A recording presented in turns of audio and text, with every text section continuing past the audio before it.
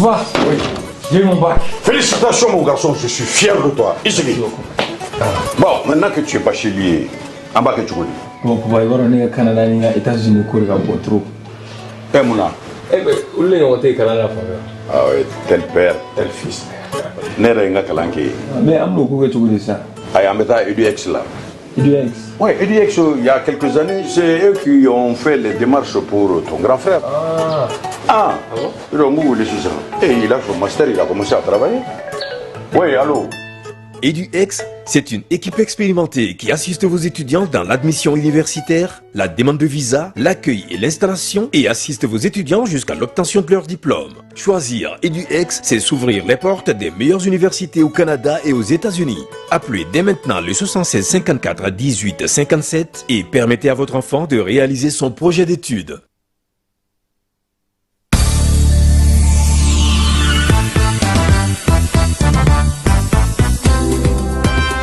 L'Association des anciens footballeurs maliens vivant en France est heureuse de porter à la connaissance du public sportif national et international qu'elle organise la finale de la Coupe du Mali de la diaspora le dimanche 22 septembre 2024 à Livry-Gargan. Placée sous le haut parrainage de M. Salah Ababi, président de la Ligue de football de Tombouctou, la finale de cette 7e édition opposera le FC Sundiata et le FC Kabati au stade Alfred Marcel Vincent à partir de 15h, heure française. Mais avant, un lever de rideau, un match gala mettra aux prises une sélection de la diaspora malienne à celle de la Guinée à 13h. Et tous au stade Alfred Marcel Vincent à Livry-Gargan le dimanche 22 septembre 2024 pour assister à la grande finale de la Coupe du Mali de la diaspora entre le FC Sundiata et le FC Kabati. Le tout sous la haute présidence des autorités diplomatiques du Mali en France. Une seule adresse, 43e avenue du Marshal Leclerc, 93 190 Livry-Gargan en région parisienne.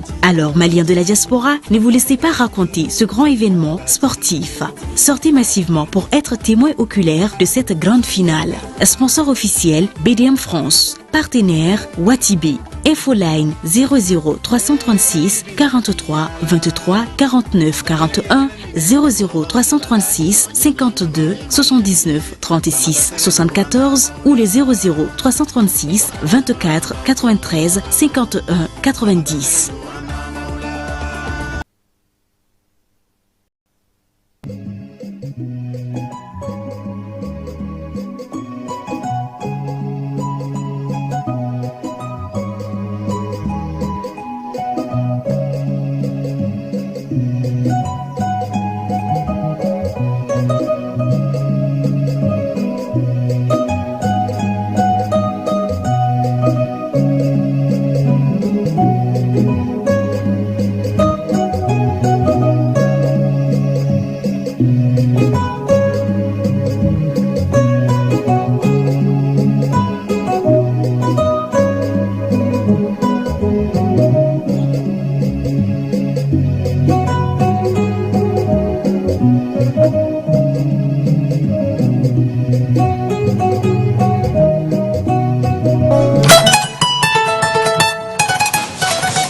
Va, oui,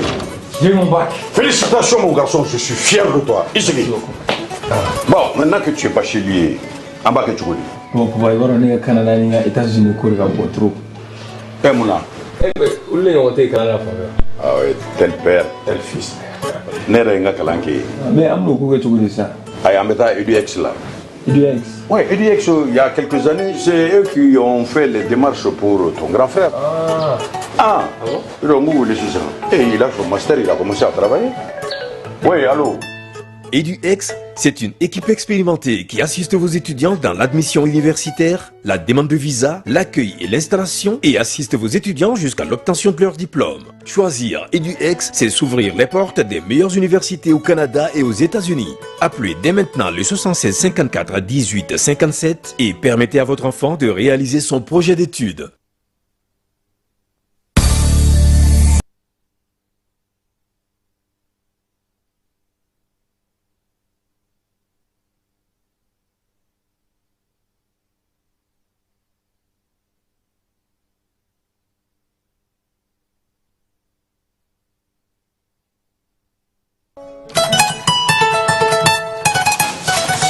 Va, oui,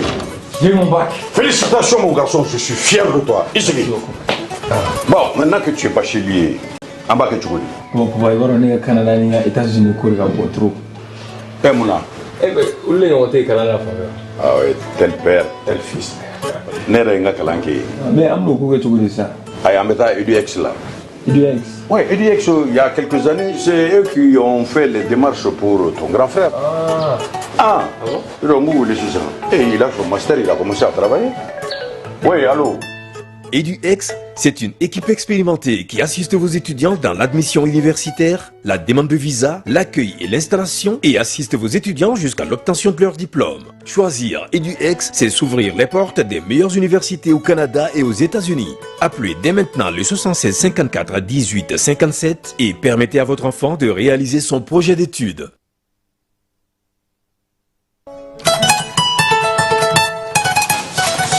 Va, oui, j'ai eu mon bac. Félicitations mon garçon, je suis fier de toi. Ici. Bon, maintenant que tu es bachelier, en bas que tu connais. Bon, pour voir, on est au Canada, on est aux États-Unis, on est au trop. Eh Mouna. Eh ben, où est-ce qu'on est au Canada? Ah oui, tel père, tel fils. N'est-ce pas Kalanki? Mais on est où que ça? Ah, on est à EduX là. EduX? Oui, EduX, il y a quelques années, c'est eux qui ont fait les démarches pour ton grand frère. Ah bon? Il a fait un master, il a commencé à travailler. Oui, allô?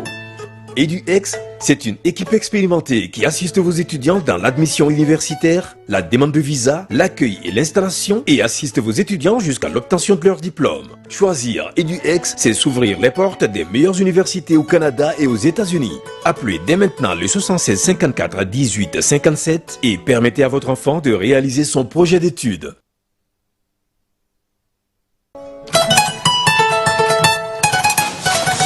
Va, oui, j'ai eu mon bac. Félicitations mon garçon, je suis fier de toi. Ici. Bon, maintenant que tu es bachelier, en bas que tu connais. Bon, pour voir, on est au Canada, on est aux États-Unis, on est au trop. Eh Mouna. Eh ben, où est-ce qu'on est au Canada? Ah oui, tel père, tel fils. N'est-ce pas Kalanki? Mais on est où que ça? Ah, on est à EduX là. EduX? Oui, EduX, il y a quelques années, c'est eux qui ont fait les démarches pour ton grand frère. Ah bon? Il a fait un master, il a commencé à travailler. Oui, allô? EduX, c'est une équipe expérimentée qui assiste vos étudiants dans l'admission universitaire, la demande de visa, l'accueil et l'installation et assiste vos étudiants jusqu'à l'obtention de leur diplôme. Choisir EduX, c'est s'ouvrir les portes des meilleures universités au Canada et aux États-Unis. Appelez dès maintenant le 76 54 18 57 et permettez à votre enfant de réaliser son projet d'études.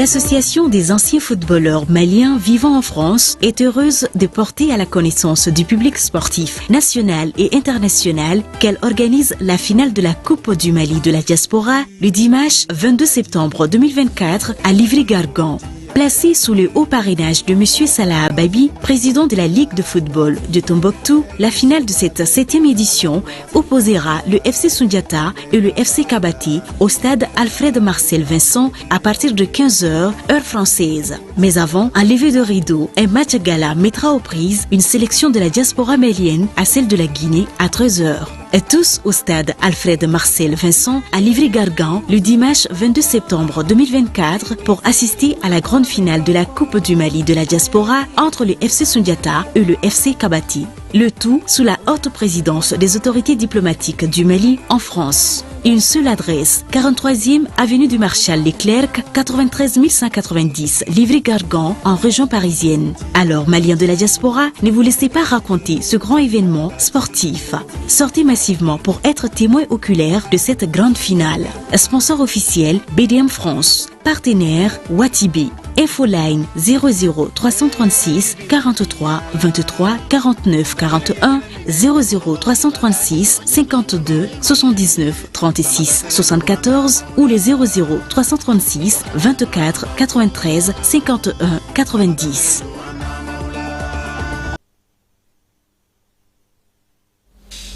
Ambe aw bela jelen foka awala mando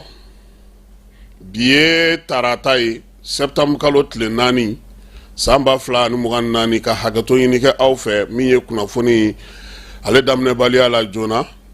bi sogomada na amita Johnson ka ofi masina marala yen degumbe ulu kan kosebe degumi ni ako barka aka bon kosebe namborai ni wati na mi nye nyoronga ofi ulu fana be labena ya satuga mina obuseka nyogon famu lakana abeseka no ga dugula tugo mina kwa nga nkoloshi sabula sanji kwa to min dlone do ko ji barka ga bo kosebe labonga ke dugumanana kiri kota na srafe buba karamogo traore ale ya eresro anana nyefoli ko ola premier ministre shogeli okumba ale fe kuna kunungo Shin ani Mali ani Shin sogomada na oyanga sarabai sarabelebele mi ni jamana kuntigi a senfɛ ani Shin barakɛyɔrɔ belebelebaw caman ye ɲɔgɔn ye ko keɲebakaw olu ka panneau solaire ko ɲɛnabɔra 100 méga o kan ka taa sigi keɲebakaw fɛ ne yɛrɛ bolo an man ka foyi sigi keɲeba sanubɔla minnu bɛ keɲeba o ka sigi kɛ olu tɛ ka foyi kɛ keɲeba ye o u yɛrɛ ni damani dɔrɔn n'u ka fɛnw u bɛ k'an ka fɛn bɛɛ tiɲɛ SMDT fana ale fana y'i bolonɔ bila sɛbɛnna ye minisiri Babinu olu fana ka safo o bɛna kɛ safo 1 ni safo 2 tɛgɛnɔ bilara o sɛbɛn fana na jamanakuntigi AES jamana ɲɛmaw minnu ma kɛnɛ sɔrɔ olu ka premier ministre bila ka taa u ni Asimi ye ɲɔgɔn ye sabula Asimi de kan ka kuma AES jamana sabaw tɔgɔ la Burkinakaw ka premier ministre ale bɛ Chine min ye Niger premier ministre o fana bɛ kɛnɛ kan ye olu ka ne bɛ to ka nin ɲininkali kɛ o kuma na o a ye ɲa ma dɛ ministre d'État ni premier ministre jɔn bɛ jɔn ni ɲɛ de munna an ka premier ministre tɛ taa président nɔ na baaraw la sisan an k'o fana ɲininkali kɛ dɛ parce que fɛn dɔw kɛra jamana in kɔnɔ an y'a f'u ɲɛna k'a tɛ bɛn waati dɔ la u ye ministre sanu bila ka taga jamana tɔgɔla yɔrɔw la ka taa accords kɛ ministre des affaires étrangères jamanaw ni ɲɔgɔn cɛ ministre des affaires étrangères de ka baara o ye premier ministre bɛ yen ministre d'État o de bɛ bila ka baaraw kɛ n tɛ ministre d'État bɛ nin jamana fila bɛɛ la o ou bien anw ta ye transition ye voilà c'est vrai ouais maître Cheikh Oumar ko tɛ minɛ an bɛ transition la an kana foyi ɲini k'a ɲɛ dɔn an ka taa n'a ye dɔrɔn o tɛ ya a kɛcogo ɲuman an k'o to an ka taa dɔrɔn d'accord an ka taa Aigliw olu y'u ka entraînement fɔlɔ kɛ kunu n'u ka dege karamɔgɔ kura ye Keba kabi 2002 bɔra la ne kun famana ka gɛrɛ Mali ballon-tanaw la ne kun famana ka gɛrɛ encadrement na ne kun famana ka gɛrɛ a ko yɛrɛ la quoi ça dire n b'a kuma fɔ mais ka gɛrɛ u la yɛrɛ baara b'an bolo dɛ entraîneur yɛrɛ ni a nagakɔrɔmaw olu bɛ yen entraîneur kura in ale fana ni mɔgɔ dɔw nana kɔrɔlen minnu b'an bolo yan ja surasi dɔ yɛrɛ bɛ surasi ɲɛmɔgɔ dɔ yɛrɛ bɛ Mali encadrement na ne ma ni ne faamu quoi surasi ka baara banna fo ka taa don aigle ka encadrement na o fana o ka gɛlɛn sa dɛ bon olu bɛ ka ɲɔgɔn lajɛ joueurs fana clan b'o fana kɔnɔna na mais an ka dugawu kɛ dɛ entraîneur kura in a kɔni nalen don ni sira min ye i b'a ta ale ka dabadama i bɛ taa ka bɔ yen n'u y'a to yen dɛ parce que mɔgɔ minnu fana filɛ nin ye k'u bɛ encadrement kɔrɔ la fédération ka soutien don dɛ an k'o fɔ mɔgɔ ɲɛna u m'u yɛrɛ se dɛ fédération de y'u se cɛ n'a ko a b'u walo mais ne kɔni ye min ye a ye n siran mais n bɛ dugawu kɛ denmisɛnninw ka se ka gagner kɛnɛ in ye wa n yɛrɛ ye dege karamɔgɔya kɛ nka ala k'an gagner parce que maliyɛnw ni armée bɔra yen ballon-tan in de bɛ na o de ka d'u ye nin y'an donkan ye sɔgɔmada in na.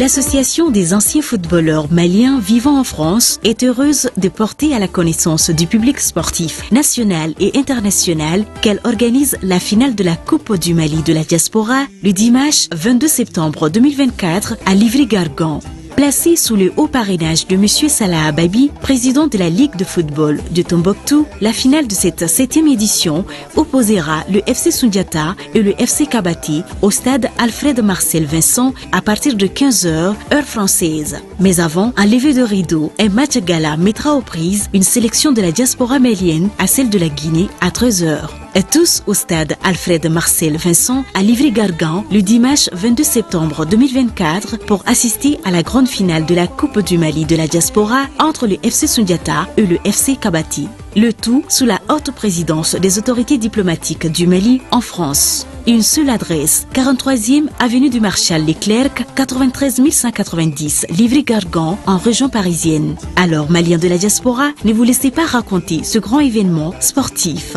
Sortez massivement pour être témoin oculaire de cette grande finale. Sponsor officiel BDM France. Partenaire Watibi. Infoline 00 336 43 23 49 41 00 336 52 79 36 74 ou les 00 336 24 93 51 90. Ame bela jelen foko kuraka bela jelen walimando keba ne jati gara bide ne bɔra fajiri la ne bɛ ka taama ne ka Badlabugu 9e lycée histoire et géographie o de bɛ sport la a bɔra ne kɔfɛ ka ne ta n tɔgɔ ma ne y'a ye a kɛra ko ne denmisɛnnin ma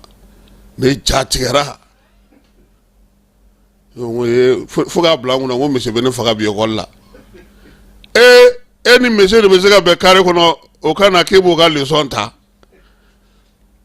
An b'a wele ko assurance quartier Malika don a fana ye ballon-tanaba de ye Badlabugu mɔgɔ minnu ye Badlabugu école Mamadu Gino Simaga kɛ anw ka wagati la olu bɛɛ bɛ assurance dɔn a bɛ histoire ni géographie de kɛ an kunna 9e année na sɔgɔmada in na n y'a ye a bɛ ka boli nisɔndiyara nka n ja tigɛra dɛ chronique tɛ se ka kɛ mais n ja tigɛlen don a ye taa fɔ monsieur ko m'a lawuli a kama sɔgɔmada in na an b'an kari Masina kɔnɔ n'an donna Masina dugu dɔ bɛ yen ko Jansɔn Jansɔnkaw a an ka lamɛn u yɛrɛ da sabula u ko degun min bɛ olu kan olu ta ye fɔ banko ye kabana gan dan o ye olu ta ye u ye kuma latɛmɛ mɔgɔ caman ma an bɛna na a tɛmɛ aw yɛrɛ ka se ka u ka kumakanw lamɛn degun min b'u kan ka kɛ n'u ka sigiyɔrɔ a taabolo ye. Ne tɔgɔ ye Musa Danbele ne bɔ Masina commune na an ka dugu ye Joso ye Joso dugu wolofara wɛrɛ dɔ bɛ yen nɔ u b'a fɔ ko Nkabakara wɛrɛ ne yɛrɛ bɛ yen nɔ alhamdulilayi an bɛ Ala fo k'Ala barikada parce que n wele n ko n bɛna nin kunnafoni di kulo kan cogoya jumɛn a bɛ se ka kulo da faamaw a da faamaw kulo kan pour que u bɛ se k'an dɛmɛ nin waati in na an bɛ yɔrɔ min na bi Joso bɛ encercler no terroriste jihadiste ninnu fɛ bibi na tasuma yɛrɛ de bɛ Joso don o don marifa ci tiɲɛ na an kɔni mago b'a la faamaw ka se k'an magɛ joona tiɲɛ na Masina kɔnɔna na ka taa Masina ba kɔfɛ n'i ye ba tigɛ sisan k'i bɛna Masina ba kɔfɛ n'i tɛmɛna Jimijara la i bɛna Joso de Jimijara wulila Jimijara ni Masina cɛ a tɛ kilomɛtiri 1 bɔ Jimijara ni Masina cɛ a tɛ tɛmɛ kilomɛtiri 1 ɲɔgɔn a tɛ tɛmɛ kɔni o nana ka na Jimijara lawuli Jimijara n'u o bɛɛ la Jimijara n'u ye bɛnkan sen mais o ye Jimijara lawuli pour que u se ka Joso sɔrɔ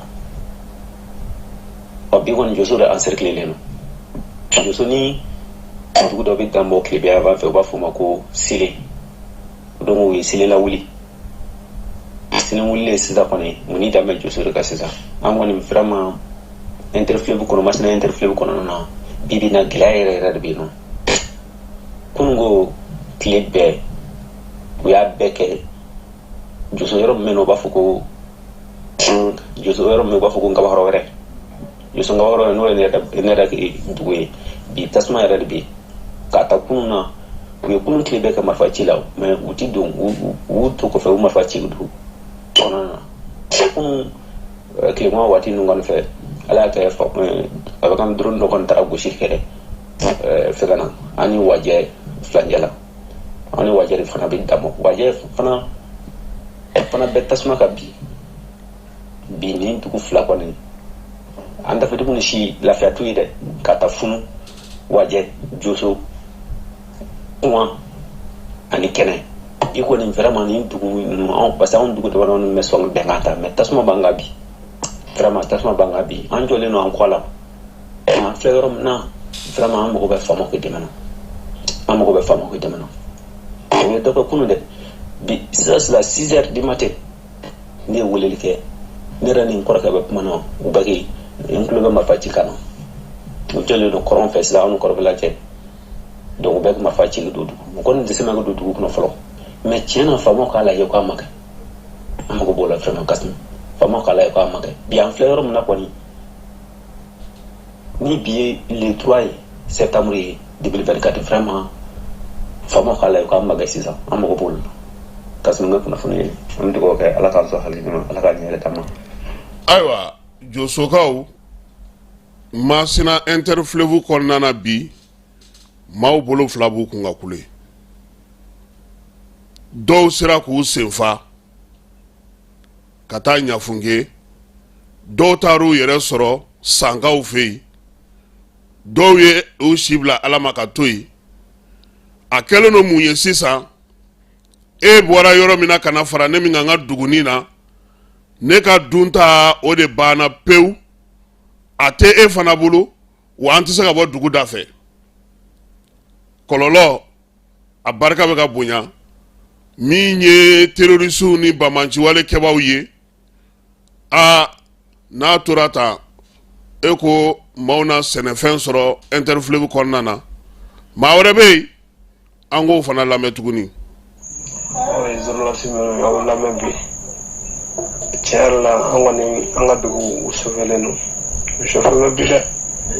an yɛrɛ an bɛ ɲini kɛ semaine 2 bɔ sa Masina bɔkɔ bolo fɛ k'a daminɛ Jimijara ka bɔ yen ka na Joso ka se Wajɛ ka na Kuma Kɛnɛ Funu Kasimu tiɲɛ yɛrɛ la a ye kuma faamaw fɛ n'u sera k'an tuloman kɛ a bɛ jɔn ɲɛ bi dɛ hali sisan bila eri min na u bɛ jɔso k'a daminɛ kunun 10 heures fo ka n'a bila an bɛ eri min na i n'a fɔ sisan k'a daminɛ kunun 10 heures fo ka n'a bila an bɛ eri min na i b'a fɔ sisan a y'a dɔn kɔnɔ ma kɛ su kelen ni tile kelen ma fɔ a bɛɛ kɛ ci cogo min a bɛɛ kɛ ci ten a bɛɛ kɛ jigi jigin an ka dugu kɔnɔ a bɛɛ kɛ ci ten n'u bɔra jɔso fan dɔ fɛ u bɛ taa fan dɔ fɛ komi jɔso togodaw ka ca mais togoda yɛrɛ caman wulila ka taa fara dugubaw kan mun na an ka togodaw ni ɲɔgɔn cɛ n'u taara wɛrɛ dɔ la u bɛ taa marifa ci n'u ye ɛri damadɔ kɛ u bɛ taa yɔrɔ wɛrɛ u bɛ taa marifa ci Kasim n'a seba ka kuma faamaw fɛ bi tiɲɛ na hali su in na ni se bɛ n'u ka se o de ka di ne mais se de tɛ ne ye an ka sigida kɔni bi da bɛ sunɔgɔ tɛ tant que ba tigɛ masina ka ban fo ka t'i bila saro ka bɔ saro fo ka n'i bila fo yolo lafiya tɛ ni sira an filɛ don min na ko lafiya tɛ ni sira an b'a ɲini aw fɛ a ka kuma faamaw fɛ masina bakɔ bolo kɔni k'a daminɛ masina jimijira kɔnɔ wulila a mɛnna a sisan kɔni ni dan bɛ jɔso funu kɔn ani wajɛ kinɛ ka taa worodugu fɛ ka na fo sifila kɔnɔna fɛ u bɛ nin yɔrɔ ninnu na sisan an bɛ ala deli ala ka faamuya cogo ɲuman d'an ma a ye kuma faamaw fɔ k'an tulo ma kɛ n'o tɛ tiɲɛ yɛrɛ la ni sɛgɛn tɛ fila kelen kɛ m'an fɛ bi ni ba tigɛ masina fo ka taa bila fo yolo lafiya tɛ ni si kɔnɔ bi lafiya t'a si kɔnɔ bi tiɲɛ yɛrɛ la ni ba tigɛ masina ala ka faamuya cogo ɲuman d'an ma. Ayiwa min ye Segu bakɔfɛ duguw ye bɛɛ lajɛlen kɔni tulo bɛ u la. Musa Danbele ale fana ye laseli dɔ kɛ an ka Musa lamɛn yani an ka ko kuncɛ. Masina commune na Joso Kasim sida kɔni an filɛ yɔrɔ min na bi mɔgɔ ninnu kama kɛ yɔrɔ in kɔni daminɛ yɛrɛ an yɛrɛ ko wɛrɛ in daminɛ n'o ye kabakɔrɔ wɛrɛ ye hali sisan an filɛ yɔrɔ min na u bɛ yen nɔ o kɔni ko ni sisan an yɛrɛ kɔrɔ dɔw bɔra kuma na sisan hali sisan u bɛ k'u to yen nɔ dugu kɔfɛ k'i marifa ci ka taa dugu kɔnɔ ni an kɔrɔ dɔw bɔra kuma na sisan olu kɔni ko u sera ka masinakaw kunnafoni mais masinakaw kɔni se tɛ fɔli sari an dugawu de kɛ a ye wele ma bila kɛ pour que n'olu bɛ se ka kuma an ma kɛ teliya la ala k'a ɲɛ ka d'a ma. Ayiwa a ko a degun kɔni bɔra dogo la parce que dugudenw olu yɛrɛ ko olu ye wuli ka jɔ kɛ i b'a dɔn ni nin kɛra aw ka duguladen minnu bɛ Bamakɔ yan olu b'u fara ɲɔgɔn kan ko taacogo yɛrɛ t'u ka dɛmɛ fana na u ye mun fara ɲɔgɔn kan n'u b'a fɛ ka taa u ka dugu la taacogo t'o la halisa an ka Danbele kɛ an k'ale lamɛn. kunnafoniya min kɔni bɛ ka fara a kan tiɲɛ yɛrɛ la an fɛ bi n y'a f'i ye cogo min a ka gɛlɛn an b'a fɔ a ka gɛlɛn o ye de parce que munna o y'a fɔ cogo de ye ni mɔgɔ minnu yɛrɛ bɛ kɛnɛ kan a bɛ cogo min o b'o de dɔn kunnafoniya min bɛ ka fara a kan an mago b'a la hali sisan ka dɛmɛ k'u ma taacogo t'a la an mago b'a la hali sisan Joso anw ka Josokɔnɔ an mago b'a la ka dɛmɛ bila ka taa so dɛ an ne tɛ taa cogo foyi de la parce que masina ba tigɛra ka ca masina sira tigɛra ka ca kalo 6 ye masina sugu o ye an yɛrɛw ka sugu de parce que ni masina commune de i y'a faamuya an mago b'a la hali bi sisan komi balo tɛ sɔn ni balo ma sɔrɔ u ye samiyɛ laban yɔrɔ la i n'a fɔ ɲɔtigɛw kɔnɔna na u ye tasuma don yɔrɔ caman na ani malo an ye sɛnɛkɛlaw de ye i y'a faamuya hali an ka baganw u bɛɛ kɔrɔlen don baganw yɛrɛ tɛ se ka bɔ da fɛ mɔgɔ bɛ so kɔnɔ baganw ma so kɔnɔ o bɛ laban a kɔni laban ye ko wɛrɛ hali kɛ mɔgɔ n'a banana bi ka bana bi k'a fɔ ko an k'a ta ka taa dɔgɔtɔrɔso la ayiwa kuma t'a la i taara ka saya dan wa i banana i bɛ se ka ta ka taa dɔgɔtɔrɔso la ka taa furakɛ e taara ka saya dan dɔgɔtɔrɔso in tɛ ka dugu la a ka gɛlɛ fɔlen ye dɛ a ka gɛlɛ fɔlen tiɲɛ yɛrɛ la a ye kuma faamaw fɛ an kɔni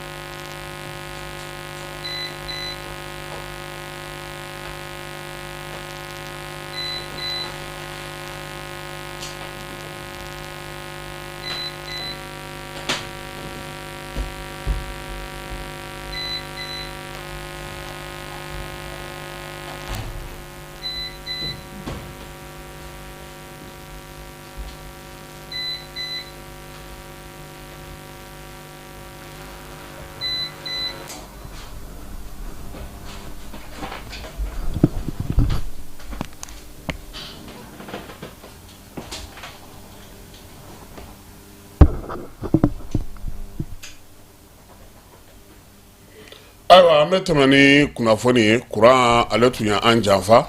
baara ye a kumalamaw a ka gɛlɛ min ye josokaw ye u ye u ka laɲini kɛ u ko fana u y'u bolo fara ɲɔgɔn kan ka se k'a lajɛ u bɛ se ka fɛn minnu bila ka taga u ka dugu la o fana ma se ka kɛ an bɛ segin ka na Bamakɔ y'a sa min ye M5 RFA bolofara min bɛ Sogɛli Kokala Mayiga ale masuruna na olu ka maa min bɛ n'o ye Buba Karamɔgɔ Tarawele ye ale kɔni bɔra kaso la Amara a kun minɛna k'a ka kiiri kɛ k'a jira k'a fɔ ko san kelen ko a k'o kɛ kaso la cour d'appel weleli kɛra ye olu ye kalo 3 d'a ma kalo 3 in o banna ntɛnɛn tɛmɛnen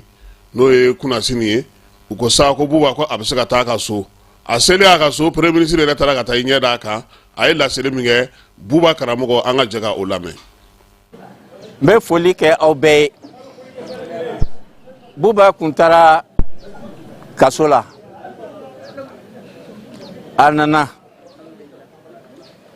n bɛ yɔrɔ min na sisan a bɛ komi n ma taa yɔrɔ si n taara n lafiya de n lafiyara mun na ka sababu kɛ aw yɛrɛ ye musow u ye tagasegin kɛ n da la n'u taara n t'a dɔn ko n bɛ kaso la denmisɛnninw u ye tagasegin kɛ n da la u bɛ taa u bɛ na an bɛ baro kɛ a kɛra komi n tɛ kaso la force de changement mɔgɔw olu bɛ ten Kitakaw nana délégation na Sikasokaw nana délégation na Segukaw nana délégation na Kulukorokaw nana délégation na ne Buba kelen kɔsɔn kaso bon na kaso kɛra ko mina sɔrɔ M5 de bɛ yen n bɛ aw bɛɛ fo k'a wale ɲuman dɔn n bɛ foli kɛrɛnkɛrɛnnen di Kader ma ka to kaso la ale de ka miiri de tun bɛ na n kun t'a dɔn a bɛ bɔ cogo min na ale kelen n'o tɛ foyi nka n y'a sɔrɔ n y'a yan bi a diyara n ye kojugu a bilali la fana a diyara n ye kojugu M5 ɲɛmɔgɔw a jeunes comité stratégique musow coordination régionale b'aw bɛɛ fo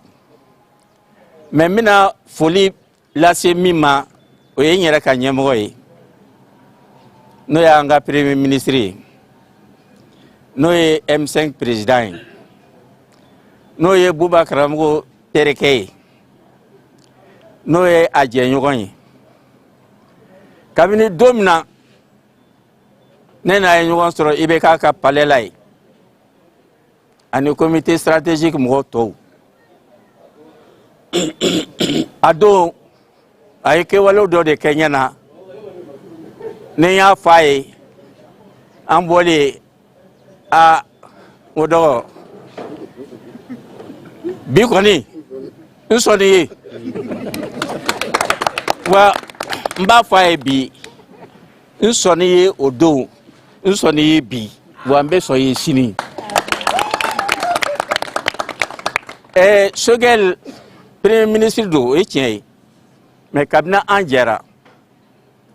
n ma tigɛ a la ale de ye ko bɛɛ kɛ y'a ye ne bɛ nin cogoya la bi a n'a a sababu a y'a jɔ n ye a nana n ka so kɔnɔ a n b'a ka kumaw mɛn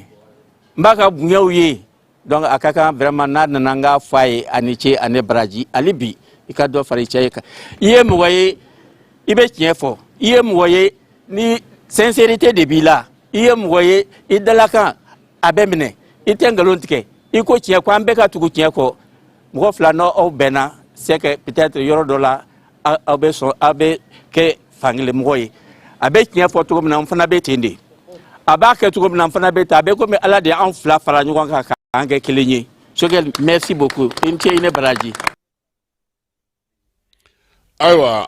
an b'a fɔ sa ko nin tun ye Buba Karamɔgɔ ye Buba ale yɛrɛ ye député ya kɛ commune 6 kɔnɔna na Adama tɔgɔ la école karamɔgɔ fana don maa min don anw yɛrɛ ka sigida la an ka cɛkɔrɔba don sabula an bɛɛ lajɛlen bɛ ɲɔgɔn kan Banangabugu la yan an b'a fɔ san ko ala k'a kisi ni ɲɔgɔnna wɛrɛ ma ma sanji ale ye tiɲɛni kɛ yɔrɔ 146 de la an ka jamana kɔnɔna na protection civile maaw olu ko ko o ye kimɛli min kɛra ka bɛn ni san laban ninnu ye jɛkulu in ni ale bɛ baara la sa ale kɔni bɛ kibaruya di mɔgɔw ma don o don yaasa maaw ka se k'a dɔn k'a fɔ ko mun bɛ sen na o hukumu kɔnɔna na sa u y'a yira sa k'a fɔ ko min ye maa kɔni fatuta ye ko in senfɛ sa n'o ye sanji kɔlɔlɔ ye a sera maa 54 ma u y'a yira sa k'a fɔ fana ko maa minnu bɛ yen ni olu kɔni n'olu joginnen don a ko la o ye maa 111 ye guwa ba 71 800 o de maa ye bi minnu kɛlen don ka degun sɔrɔ sanji a kɔlɔlɔ ale kama min ye protection civile maaw ye u y'a yira fana k'a fɔ fana ko so min binna o so bɛ taa se so 78 ma maa minnu bɛ yen ni sanpɛrɛn o kɛra olu sata ye o bɛ maa 6 bɔ fiɲɛ o ye maa 4 ye u y'a yira sa k'a fɔ ko dugu minnu kɔni ta ka jugu kosɛbɛ o ye Segu Bamako ani Kita ye ka sɔrɔ ka Gao da o kan nga Segu ta ne m'o faamu Segu dugu kɔnɔna na san tɛna kosɛbɛ Segu dugu yɛrɛ kɔnɔ Segu yɛrɛ dugu o san tɛna kosɛbɛ nga ni ke de bɛ bɔ Segu da fɛ ali joro sira tɛ sɔn bi o yɛrɛ tɛ sɔn kɔrɔlen donc yɔrɔ minnu bɛ ɲini weleweleli ma dalen de kɛlen don bi ko an bɛɛ lajɛlen ka wuli k'an jɔ k'an cɛsiri ɲɛgɛn dingɛw jitɛmɛsiraw kɔbolow babolo maaw bu kɛlen ka t'u sigi yɔrɔ yɔrɔ k'u kangara ji n'a tɛmɛsiraw cɛ ko n'an ma wuli ko ji tɔ min bɛ sanfɛ ka nalen k'o fana ka ca dɛ donc ko météo ale bɛ ka ladilikan mun kɛ ministre Dawudu n'a ka maaw n'o ye Secojɛk maaw ye olu bɛ ka wuli ka jɔ minnu kɛ ani cɛsiri minnu kɛ k'an ka o don bɛrɛ la yaasa a kɔlɔlɔ o bɛ se ka dɔgɔya cogo min na an yɛrɛ ma an bɛ se k'an yɛrɛ tanga cogo min na Gawokaw fɛ yen kalan bɛ ka kɛ musow kunna sa n'o ye muso 20 ɲɔgɔnna ye olu yɛrɛ ka se ka u yɛrɛ ta ka baara kɛ u yɛrɛ ye min ye bayɛlɛmali ko ta nasiraw ye ka se ka olu sigi sen kan mara ka se ka o fana kɛ cɛsiri ni yiriwa ka se ka o baaraw sigi sen kan u yɛrɛ bɛ se k'u yɛrɛ bɔ nɔgɔ la cogo min waliya in kɔni u y'a yira sa k'a fɔ ale baaraw bɛɛ lajɛlen bɛnnen don kalanso min sigilen don ale ni bulonnan bɛ tɔgɔ la ale ka laɲiniw don nka musaka ninnu olu bɔlen don Norvège-kaw kun sanji k'a kun famana ka na Bangas nka a y'a daminɛ ko kura tuguni Bangaskaw o ko nin kalo in tile 2 o tɛ ntɛnɛn ye ko olu ye sanji sɔrɔ sanji caman ko nin y'a sɔrɔ utu kalo tile 17 o sanji o tun ye sow bin Bangas ka jiginɲɛw kari min ye baganw ye olu caman kun sara o senfɛ malo ni ɲɔ minnu kun sɛnɛnen don sanji woyo in a taara no olu bɛɛ lajɛlen ka dugu k'a bɛɛ lajɛlen galamasu ɲana ko nin waati na sɛnɛkɛlaw kɔni jigila kun tigɛlen don kosɛbɛ nka san min bɛ ka na sisan olu bɛ ka ala deli de kɛ u segira danni minnu kan a kana taa ni olu ye an bɛ taa Sofarakaw fɛ yen olu ka périmètre irrigué kɔni ji o bɛɛ lajɛlen halaki u yɛrɛ ye min fɔ an ka jɛ ka taa Sofarakaw olu fɛ yen Mamudu Bokum ninnu ka dugu summa alhamdulillahi rabbil alamin an b'Alahu taala tanu ka ala barika da hakɛla dante hakɛ min na an b'a fɔ inna lillahi wa inna ilayhi raji'un an balima fagalakaw aw ɲɛ bɛ nin na cogo min na nin de ye Sofara diki ye Sofara diki de filɛ ji falen don a la ala y'an lajarabi sura 3h du matin fo bi 13h san bɛ ka jigin ji cayara foro malo turulen de filɛ nin ye tan nin ye Sofara diki de malo turulen de bɛ nin bɛɛ la ala y'an lajarabi ji barika bonyana malo kɔni bɛɛ tununna fagalaka bi yɔrɔ o yɔrɔ an mago bɛ duwawu la an b'a ɲini ala fɛ nin san ɲɔgɔn ala k'an kisi a ma ni bɛɛ ala ka lajarabiw de ala b'a ka jɔnw lajarabi waati bɛɛ mais n'a y'a ta k'a da ala kan ala bɛ a kɔ kɛ an ma hɛrɛ ye an b'a ɲini Alahu taala fɛ ala k'a kɔ kɛ hɛrɛ ye ni ji in kasara ɲɔgɔn ala k'an bɛɛ kisi a ma ka silamɛ ɲuman bɛɛ lajɛlen kisi a ma san in barika bonyana maa si nɔ tɛ nin ye ala de nɔ ye ala yɛrɛ de ye nin kɛ ten ji falen filɛ nin ye malo sanfɛ malo kɔni kuma tɛ yen n'i sera camancɛ la yɔrɔ dɔw bɛ yen a ji bonyana ka bɔn hakili ma ni an ye digi da gɛrɛn na camancɛ yɔrɔ ninnu ka dun a ka bɔn hakili ma donc an bɛ dugawu kɛ an b'a ɲini ala fɛ ala k'a ɲɛ ka d'an ma ala mana fɛn o fɛn kɛ o de ka ɲi wa haza salamu aleykum wa rahmatullahi wa barakatuh ka kɛ ni waleya in ye sofaraka minnu bɛ Bamako olu bɛna na ɲɔgɔn ye kɛ Balabugukaw fɛ yen Solakaw olu ka du la Maliyirinintu o kɛrɛfɛla la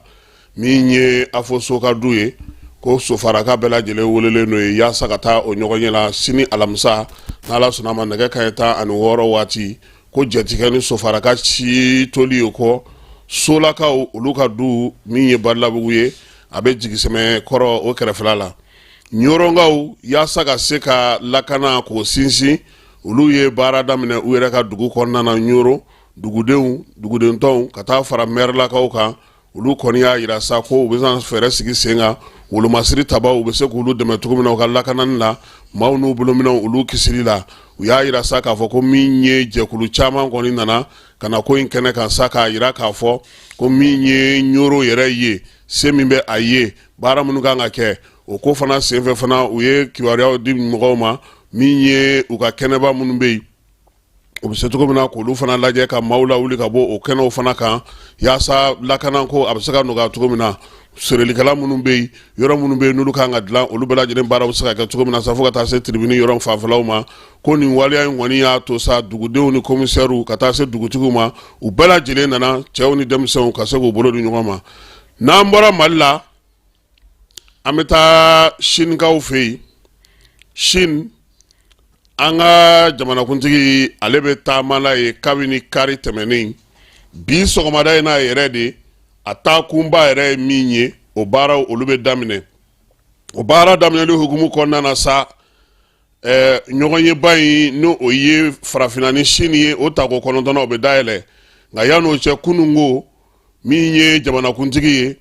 ale ye premier ministre 2 bisimila Burkina ale ni Niger premier ministre olu taalen no ka tuga jamanaw olu jɔyɔrɔ fa nin ko in kɛnɛ kan ye hukumu kɔnɔna na sa min ye jamanakuntigi colonel Asimi ye anu ye hakilila falen kɛ Ablaye Diop ale tun b'o ko in ɲɛmaaya la sabula Mali ale de kan ka kuma min ye AES jamanaw tɔgɔla kɛnɛ kan no o ye bi sɔgɔmada in na kɛnɛ ye u y'a yira sa k'a fɔ sa ko confédération maaw ka taabolo u ka laɲinibaw ye min ye k'o bɛn nɛgɛmɔ k'o di Asimi ma bi ale ka se ka o da a tulo kan min Apollinaire Joachim Kilian ye ni ale tabela na ale ye Burkina premier ministre ye Ali Lamine Zaini na ale ye Niger ta ye olu kɔni y'a yira sa k'a fɔ ko k'olu ka jamanakuntigiw ye min fɔ k'u kana Asimi lamɛn ko na Asimi y'a bila yɔrɔ min k'u ka taa n'a ye o cogoya fɛ fɛlɛ minnu bɛ olu la o fɛlɛbaw olu bɛ se ka kɛ cogo min na u y'a yira sa ko min kɔni ye AES ye ale bɛna na min ɲini Sine fɛ a jamana 3 tɔgɔ la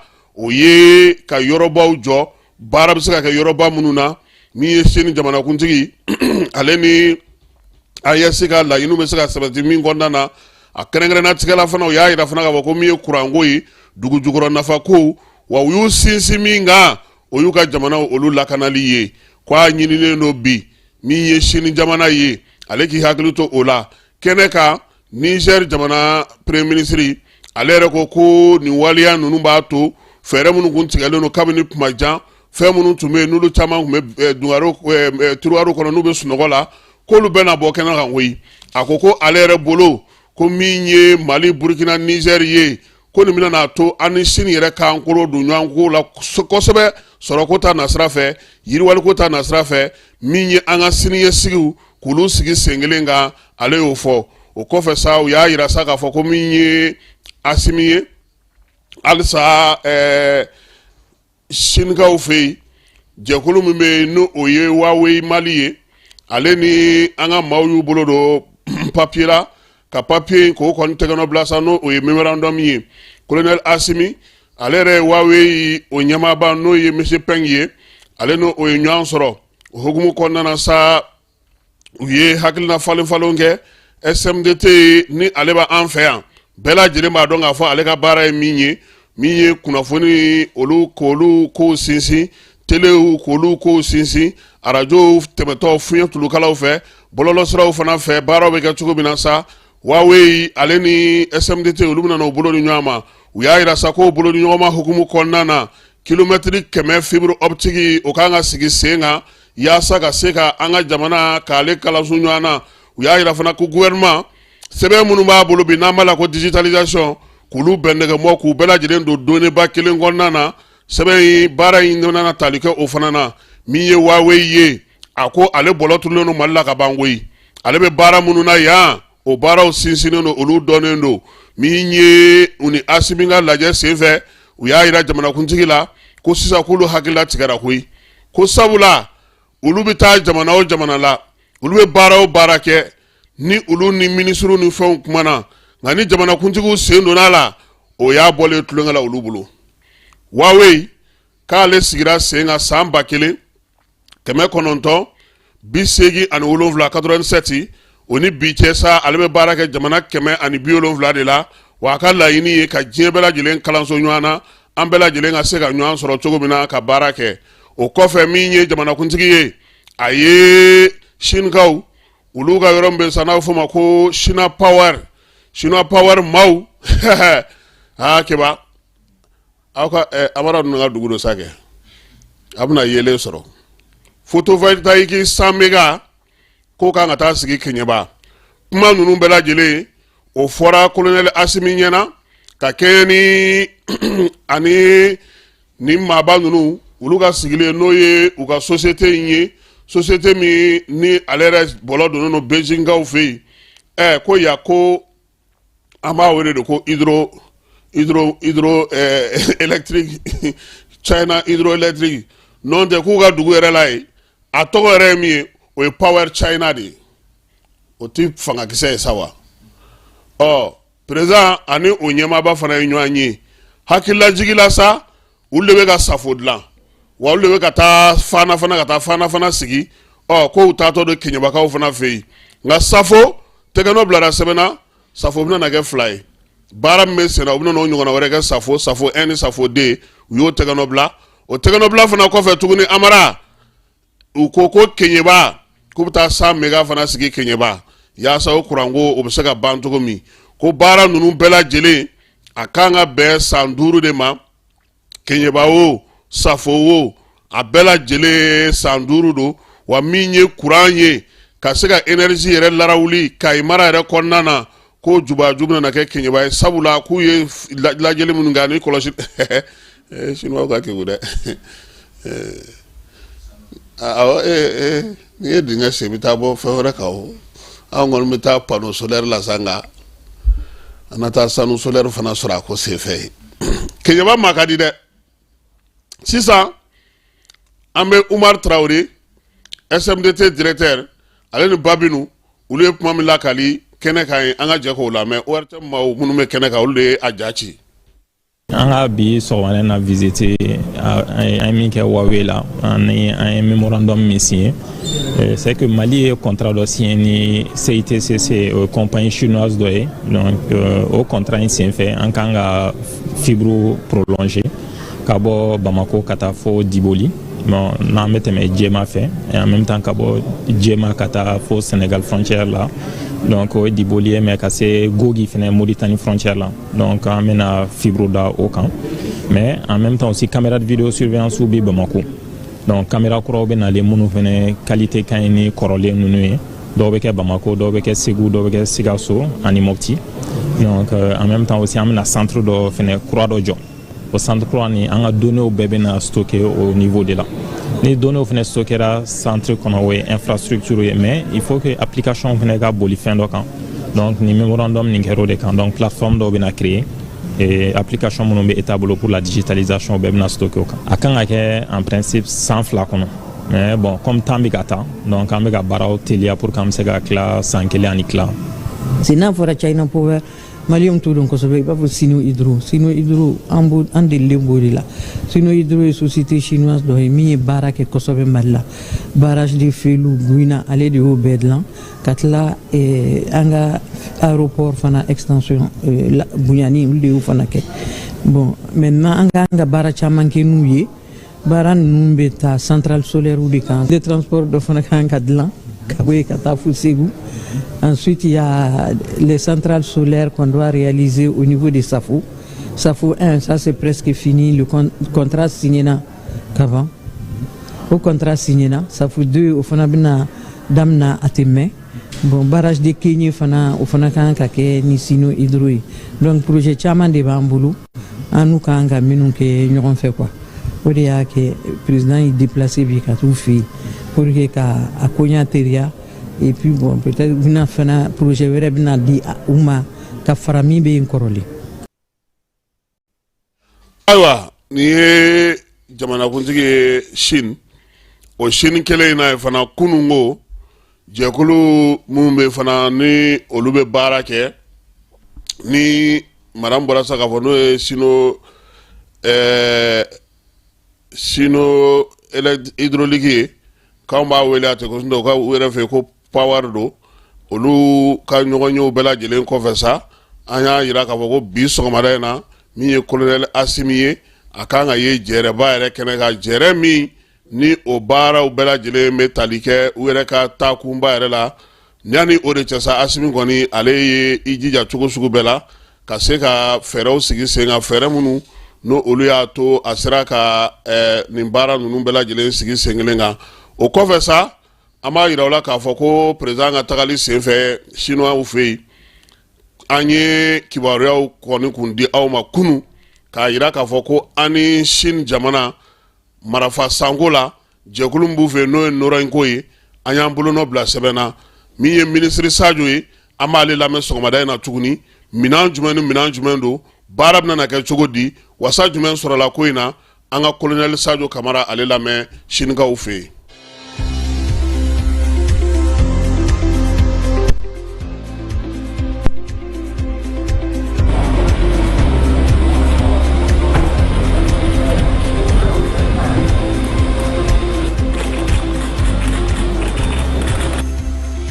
Se k'a fɔ ko bi ye donba ye an bɔra ka contratba dɔ signé Mali jamana tɔgɔ la Mali autorité tɔgɔ la ka min bɛna kɛ sababu ye an ka lakanaminɛn caman sɔrɔ contrat in kɔnɔna la formation b'a la entraînement b'a la kɛrɛnkɛrɛnnenya la président ye min yɛrɛ gɛlɛya o ye transfert de technologie ye donc o fana bɛ contrat in kɔnɔna la donc o b'an dɛmɛ kosɛbɛ ka se k'an ka armée moderniser an gulonner kana to mɔgɔ la a ka ɲi kuma bɛɛ i ka to ka minɛn san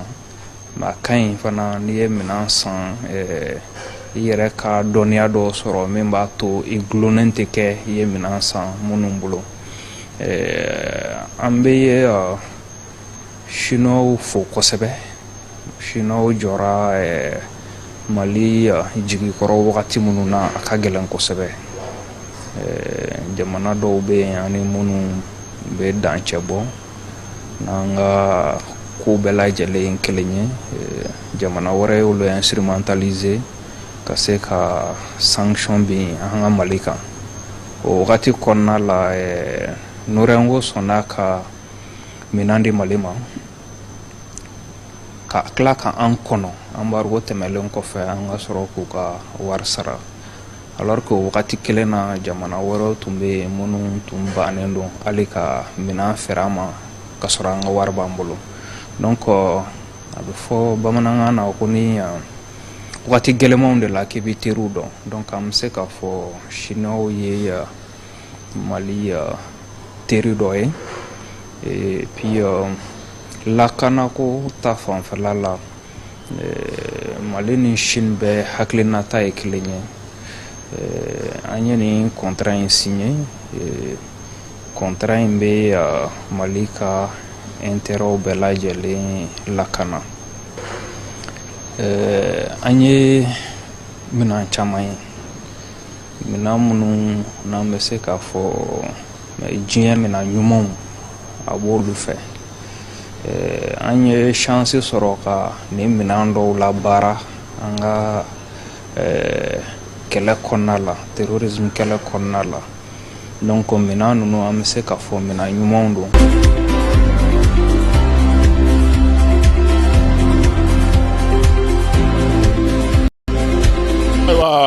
N'an bɔra Chine an bɛ segin ka na Bamako k'a yira la sa k'a fɔ ko aigle olu kɔni sera kabalakaw fɛ yen an ye kibaruya min sɔrɔ ani an yɛrɛ taara kɛnɛ kan yen ka taa ɲɛda u kan joueur kɔni nana u n'u ka entraîneur yi n'o o ye Tom certifié a yɛrɛ ye baara daminɛ a nalen ani ministre ye ɲɔgɔn ye o kɔfɛ min ye joueur ka yɔrɔ n'o ye Kabala o de ye nin ye tan nin yɔrɔ dagabanaba in de dilanna Alpha Umaru Konare fɛ min ye Asimi ye ale y'a kurakuraya tuguni ka tila ka dɔw fara a kan yaasa joueur bɛ se ka cogo min na ka na jigiya k'u ka matchw bɛɛ lajɛlen labɛn Bamako yan n'u bɛ jouer Bamako yan kɛnɛ ka kɛnɛ min n'o fana labɛnnen don ka ɲɛ entraîneur kura ale kɔni u bɛɛ lajɛlen bisimila min ye joueur ninnu ye Keba n'i taara yan n'i bɛ fɛ ka don yan baara b'i bolo dɛ parce que yɔrɔ 3 fo 4 de bɛ yen i bɛ taa o bɛɛ de jateminɛ fɔlɔ i ka sɔrɔ ka don bon kunu joueurs nalen kɔfɛ u y'u ka entraînement fɔlɔ fana daminɛ kunu o entraînement fɔlɔ in kɛnɛ kan de sa mɔgɔ caman de yera minnu nana Yves Bissouma b'a la Jɛnɛpo bɛ a la min ye cɛ tɔgɔ ye di Kitakaw ka cɛ tɔgɔ ye di Seku Koyita o bɛ a la ani Falaye Buwa Falaye alujɛ ɲɛ b'ale kwalenba in n'a la o olu bɛɛ lajɛlen nana nka Keba ɲɛ bɛ baara bɛ an bolo han tiɲɛ don ballontan de don an b'a fɛ ka se Mozambique de la o yɛrɛ tɛ an bɛ fɛ ka équipe de sigi sen kan mais bi joueurs bɛ atmosphère min kɔnɔna na n'a ma falen a man ɲi d'abord dege karamɔgɔ kura nana o n'a ka mɔgɔw nana kɔrɔlenw bɛ k'olu lajɛ cogo min parce que encadrement dɔ tun bɛ yen o encadrement mɔgɔ dɔ bɛ yen olu ma bɔ yen parce que fédération de kɛlen don k'olu ta nin fana dun nana n'a ka mɔgɔw ye contrat la a n'u bɛnna mun kan mɔgɔ dɔ b'ale bolo min b'ale ka matchw lajɛ dɔ b'a bolo min bɛ vidéo match décortiquer kɛ voilà donc olu mɔgɔw b'ale bolo ka ban bon i b'a dɔn k'a fɔ fana très souvent ni entraîneur sugu a n'a ka dangan fana de bɛ na mais bi comme contrat ma signé ka bɛn fɛn bɛɛ lajɛlen kan globalement kɔni u bɛnna parce que cɛ ko ale ta tɛ wariko ye mais minnu na nɔgɔya nɔfɛ ani an ka minnu bɛ kɔrɔlen a bɛna kɛ cogo di ni kɔni match ninnu bɛ ka labɛn birisa ɲagami na dɛ an ka cɛ fɔ ɲɔgɔn ɲɛna dɛ an sera yen kunu cɛ don n'i ye ko ye a ye ɲɛna na a cɛ ka ɲi a ka di mɔgɔw ye an b'a fɛ ka min ye an b'o ye u b'u tɛgɛ ci ɲɔgɔn tɛgɛ nka dugu ma Keba n'i ko feere kelen ninnu ta in feere kelen don dɛ mais an bɛ dugawu kɛ joueurs ka nin bɛɛ bila kɛrɛfɛ u ka ballon min bɛ maliyɛnw yɛrɛ wasa ballon min bɛ maliyɛnw dusu suma ballon min bɛ olu yɛrɛ fɔlɔ tɔgɔ ja parce que n'u gagnera a fɔ ko Mali Aigle de gagnera n'u ye se sɔrɔ a fɔ ko Mali Aigle de ye se sɔrɔ tɔ mun b'a ko kɔrɔ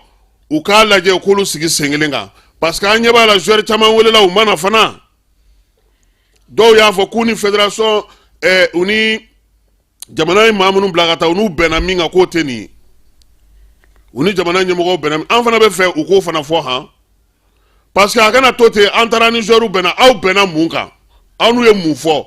u sɔnna mun ma u ma sɔn mun ma pour que maliyɛnw ka bɔ a kalama mais o tɛ kɛ dɛ don kelen dɔrɔn wayi an taar'u nɔfɛ an ye nin f'u ɲɛna non a y'a fɔ mɔgɔw ɲɛna joueurs filɛ anw filɛ an de taara kunun fɛ an n'u bɛnna nin de kan maliyɛnw k'a dɔn min bɛ yen parce que an bɛ bɔ min kalama dɔrɔn n'u karila ɲɔgɔn na mais tuma min na fɛnw bɛ sigi sen kan a tɛ ɲɛfɔ mɔgɔw ɲɛna halisa entraîneur filɛ nin sisan c'est vrai cɛ nana dusu min b'a la mais ne ye min ye kunun a tɛ se ka baara k'a hukumu kɔnɔna na parce que dɔw bɛ encadrement olu tɛ mɔgɔ tɛ se ka kuma olu fɛ fɔlɔ olu yɛrɛ tɛ joueur yɛrɛ ye fɔlɔ olu yɛrɛ ka bon u yɛrɛ bolo olu bolo olu de ta ye Mali ye olu b'a fɔ a ka kɛ cogo min a ka kɛ ten e tɛ dɔwɛrɛ ye e tun bɛ yan an tɛ ka gagner ninnu taara ka na sa a bɛ ka taga aw kangara olu fana kan tuguni donc an k'a lajɛ cɛ bɛ se k'a ka baara kɛ cogo min ka ɲɛ u k'a bila o atmosphère kɔnɔna na joueurs fana u ka bɔ kilanko kɛlɛ la u ka bɔ mɔgɔko kɛlɛ la u nana faso baara de la u k'u ɲɛsin faso baara ma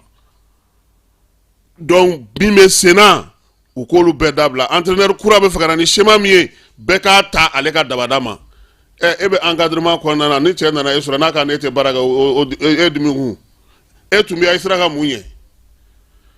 Babi Bara taara ni ji ni fini sirila ni fɛn ni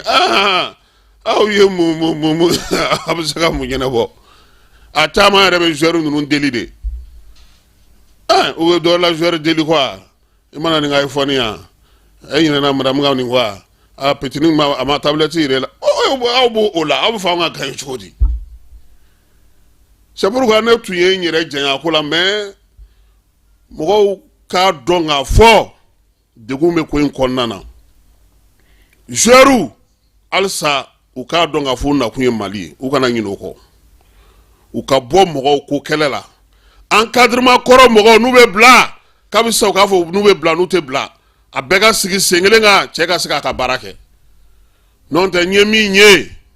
abe masiran nga balontana joueur munun be u bi se ka ko ke juma na tan angol me duga kunu ya entraînement folo e nere ni ye nje ko kabi 2002 tedi depuis 2002 ka gere joueur la tanto la akun famana ka suga yoro la ame be fo ka be wala nyando so ko na ta ko joya na la so na man daga kan tan segi ana nyugon soro amara nun keta aletumia keba jalo anine ere aka ambe daga kan tan segi